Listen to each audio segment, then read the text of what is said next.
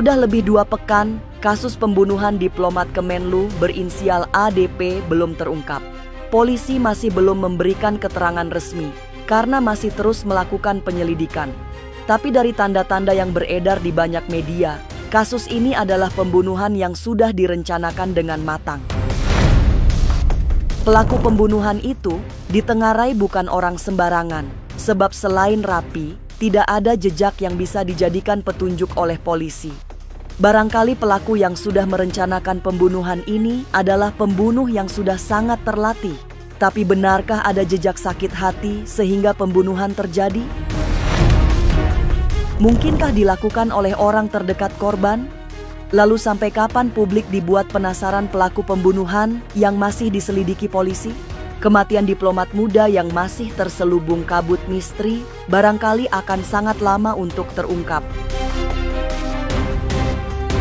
Publik yang sudah tidak sabar mengikuti kasus ini hanya bisa terus berprasangka hingga berbagai spekulasi pun muncul. Tapi yang sudah pasti, kematian diplomat berinisial ADP itu sudah direncanakan. Lalu siapa perencananya? Inilah yang masih menjadi misteri. Tapi benarkah ada jejak sakit hati di sana? Mungkinkah pelakunya adalah orang terdekat? Tapi mengapa polisi butuh waktu lama untuk mengungkap kasus ini? Masa depan memang misterius dan penuh tanda tanya.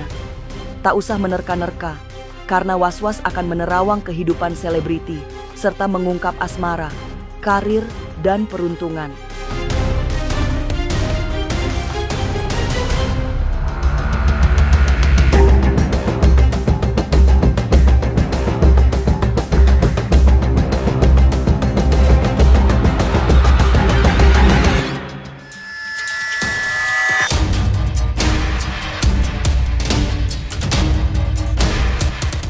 Hingga lebih dari 2 pekan, misteri kematian seorang diplomat muda dari Kemenlu berinisial ADP masih belum terungkap.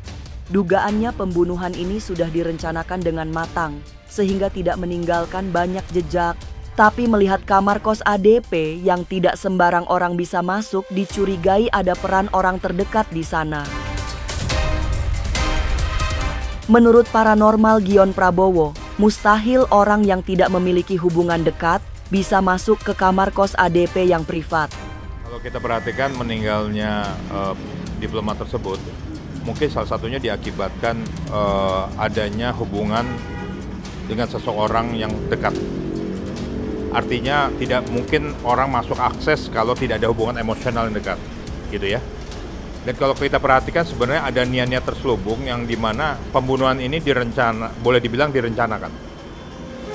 Tetapi direncanakan dalam hal ada sesuatu kondisional, dendam, yang membuat pembunuh ini ingin menghilangkan nyawanya, bukan ingin menguasai harta.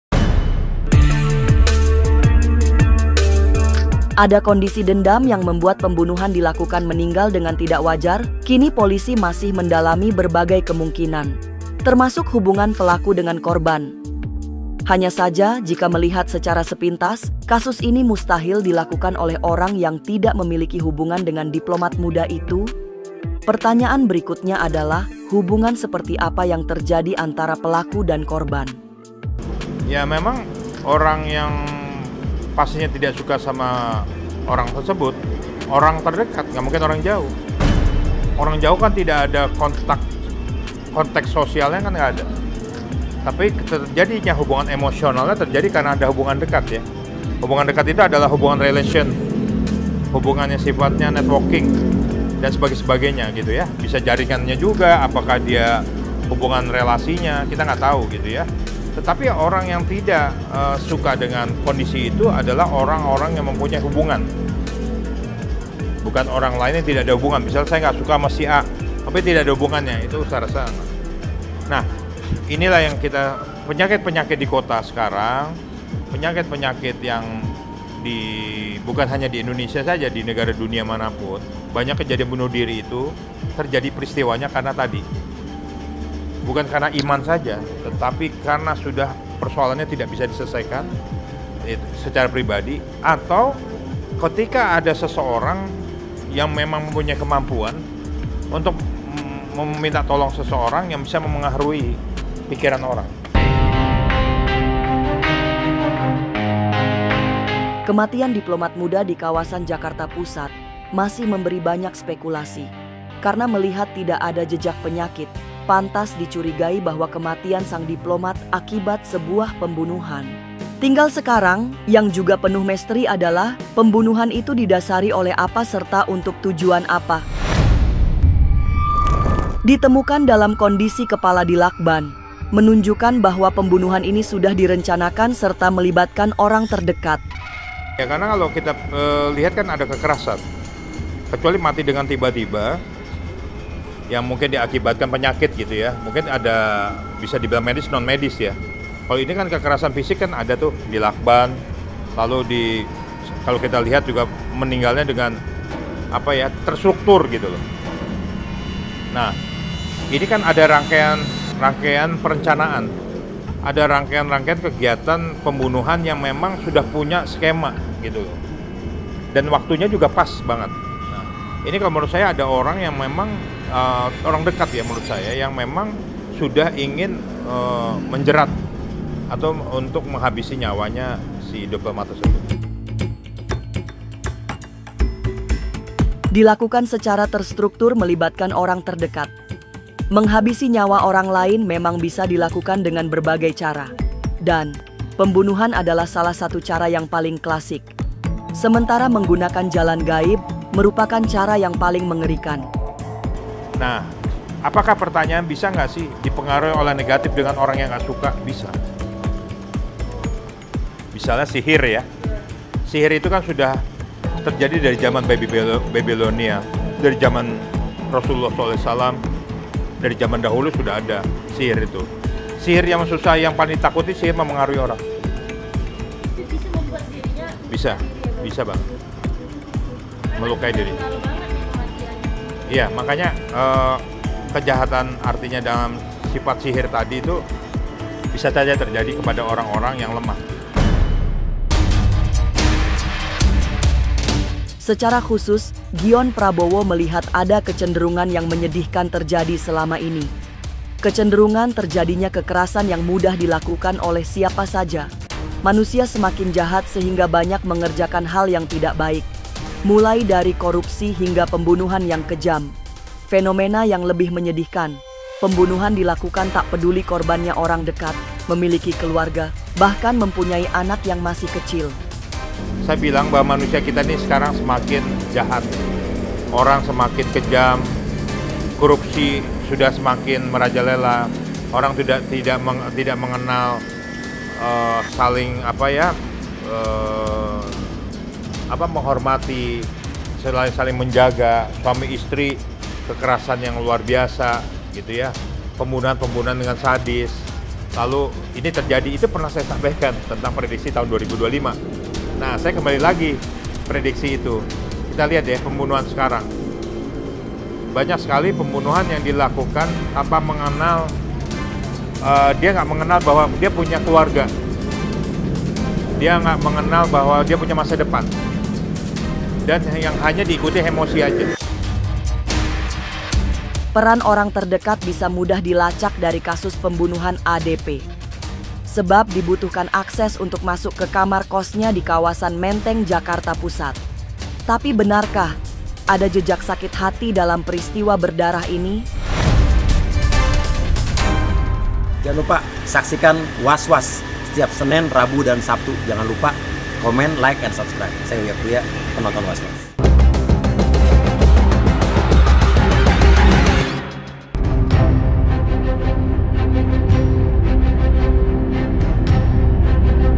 Kematian diplomat muda Kemenlu memang masih menjadi misteri. Hingga saat ini pun, pihak yang berwajib juga belum banyak berbicara. Polisi masih membutuhkan waktu untuk mengungkap kasus yang menyita perhatian publik ini. Setidaknya diperlukan 1 bulan penyidikan untuk mengungkap semuanya. Minimnya barang bukti barangkali menjadi masalah untuk mengungkap secara cepat peristiwa tragis tersebut, tapi ada jejak sakit hati yang dilihat oleh paranormal Den Ananda. Penyebab pembunuhannya itu masih Kalau yang saya lihat sekilas ya itu soal perihal sakit hatinya itu. Tapi saya nggak tahu apakah sakit hati dalam segi pasangan atau sakit hati dalam segi pekerjaan. Insya Allah sih pelakunya nggak akan lama lagi. Paling nggak sebulan, ya paling lama sebulan udah ketangkep sih. Melihat yang terjadi pada diplomat berinisial ADP, banyak hal aneh yang bisa ditemukan. Salah satu yang paling menyulitkan pengungkapan adalah sidik jari yang tak ditemukan. Polisi hanya menemukan sidik jari milik korban. Tidak banyak yang mempunyai kemampuan canggih bisa melakukan pembunuhan tanpa jejak sidik jari, kecuali peristiwa tersebut sudah dirancang dengan matang. Dan model pembunuhan serupa itu hanya bisa dilakukan oleh orang yang sudah sangat terlatih, sehingga akan sulit untuk dicari pelakunya. Teknik pembunuhannya kayak apa enggak, tapi saya hanya bisa melihat sekilasnya aja. Ya itu emang sudah direncanakan sudah lama ya. Nah tinggal timingnya aja pas kapan itu, lebih ke sana ya. Tapi emang itu teknik yang mungkin ya, emang itu udah canggih lah dalam segi pembunuhannya ya. Untuk jejaknya itu dilihatnya itu sulit banget lah saat itu ya. Nah teknik ini mungkin bisa dibilang udah paling canggih lah ya, sampai tidak ketahuan jejaknya kayak apapun, kayak segi hal apapun itu nggak ketahuan jejaknya, tapi condongnya lebih ke segi pembunuhan gitu Mbak. Walaupun di TKP tidak ada jejak yang menyatakan bahwa ini pembunuhan kayak gitu. Malah ditemukan sidik jarinya sendiri. Ya. Walaupun ada spekulasi tentang pengaruh gaib yang menyertai kematian ADP, tapi Den Ananda justru mengatakan hal sebaliknya. Kejadian memilukan yang menimpa diplomat muda itu murni kejahatan. Soal motif, sekali lagi Den Ananda menduga karena ada sakit hati. Jadi memang tidak ada unsur mistis sama sekali. Kalau untuk segi hal goib, sama sekali nggak ada ya Mbak ya. Sama sekali tidak ada hubungannya dengan hal goib. Tapi emang kembali lagi, emang segi lebih ke pembunuhannya itu sebabnya kenapa yang saya tangkap itu lebih ke segi sakit hati aja. Sakit hatinya itu saya nggak tahu apakah soal pasangan, apakah soal pekerjaan. Tapi benarkah ada aura kesakitan dan jerit kesedihan korban? Mungkinkah kasus ini menyimpan banyak rahasia di baliknya? Sesaat lagi, Was-Was akan mengungkapnya. Tetap like, subscribe, dan juga share, karena Anda patut was-was sebelum menyaksikan Was-Was. Jangan lupa saksikan Was-Was setiap Senin, Rabu, dan Sabtu. Jangan lupa komen, like, and subscribe. Saya Uya Kuya, penonton Was-Was.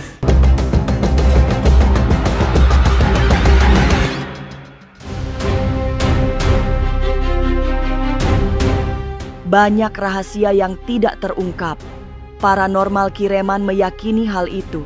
Kematian sang diplomat seperti terselubung kabut rahasia yang sangat tebal sehingga sulit diungkap.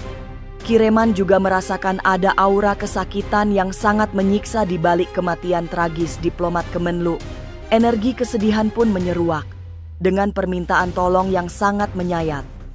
Lewat kontak batinnya, Kireman merasakan ada ketidakrelaan korban atas peristiwa yang dialaminya.